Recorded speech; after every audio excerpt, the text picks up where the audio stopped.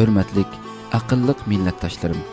Bu yozmani o'qigandan keyin sagak kallangiz bilan qattiq chunqur o'yinib, yuragingizni tutib turib, o'zingizning zodi kim ekanligingizni yolg'on so'zga ko'nib ketgan ig'izingizdan anglamay, amaliyat reallikdagi hayotiy faoliyatingiz bilan ro'shan selishtirma qilib anglab beqishingizni chin qalbimdan o'tinaman. Bu olamga opiridi bo'lgandan boshlab o'zingizning qandoq maqsadda, qandoq yo'lda, qandoq manzilga qarab mengayotganligingizni, hayotiy dunyodan vidolashgan chig'ingizda sizni zodi qandoq joyning kutadiganligini o'qib qiling.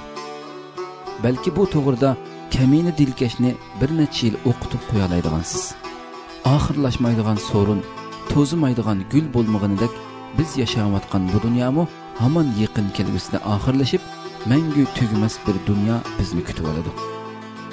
Garchi siz hayotni qanchalik darajada suyung, hamon bu hayot, bu dunyo topgan pul mol, yuqori imtiyoz, cho'ng amallaringiz sizga vaqtliq bo'lg'ach, siz qabringizga, oxirat olamiga bularni zinhor elib ketolmaysiz. Bu inson qo'lidan keladigan ish ham emas. İnsanlarni to'g'ri yo'lga yetaklaydigan, yer sharidagi barcha insonlarga qonun bo'lib tushgan samoviy kitobimiz Qur'oni Karimda qayd qilingan dahshatli qiyomat kuni yaqinlashib qoldi. Bozorga borgan odammi yanchiqqa pul silishni unutmagandek, sizmi bu olamda yaratquchi zot bergan turlik sonsizligan ne'matlarni yeb ichib, ulardan haqsiz foydalanib, noma'lum kunning birsida hayot shomingiz tuyuqsiz o'chganda, yaratquchi oldiga oxiratga qandoq narsalarni belli ko'tarib berishni balki bir kecha kunduz ichida biror daqiqa o'ylaydigansiz.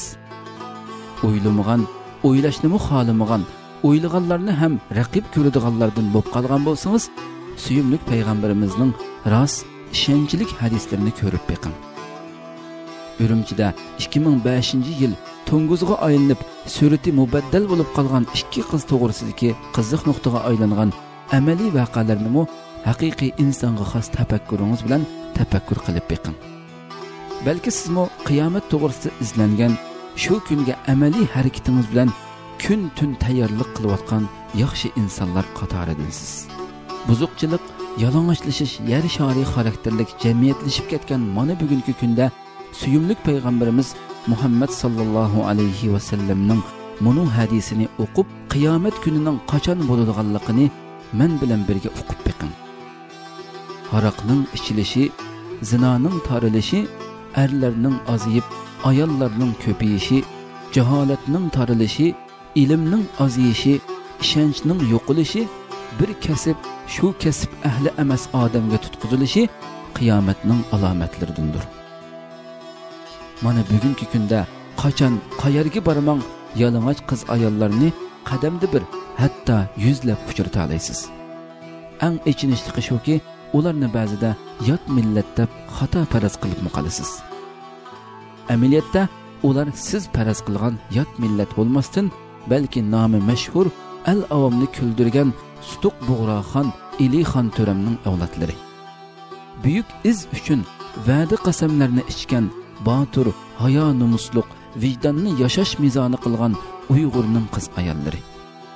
Bu so'zim Uyg'ur qiz ayollarining hammasi yalang'och yurdi deganim emas.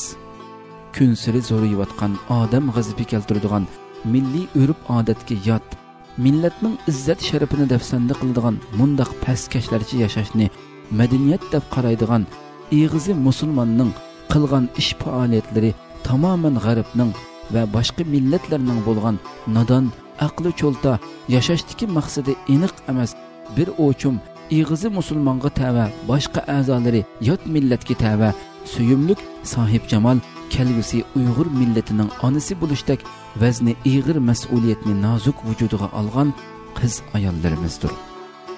Mana bularning otasi Uyg'ur, nomi Buyuk Uyg'ur. Ana shundaqlarga ota, aka bo'lgan bizlarmi yana shu Uyg'ur.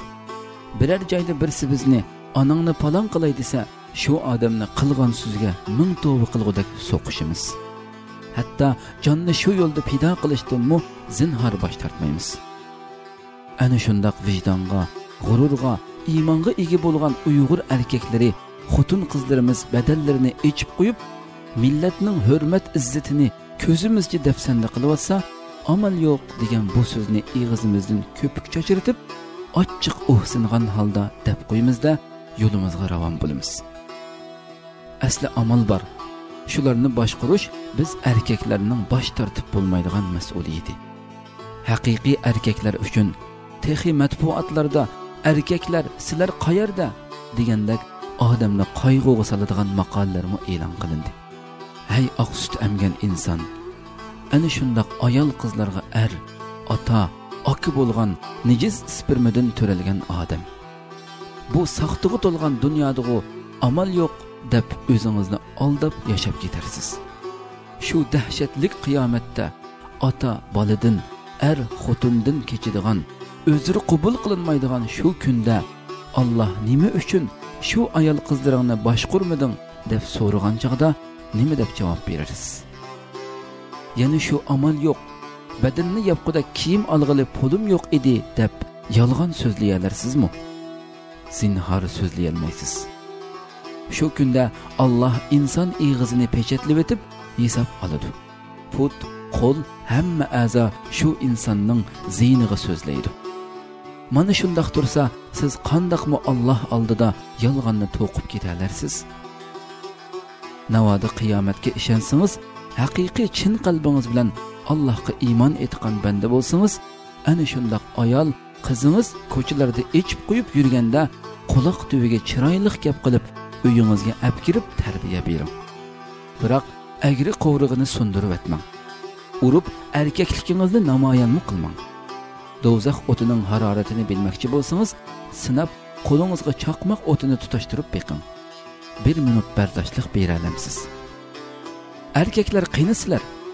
Bu maqola biz erkaklar uchun bir chaqiriq, bir signal.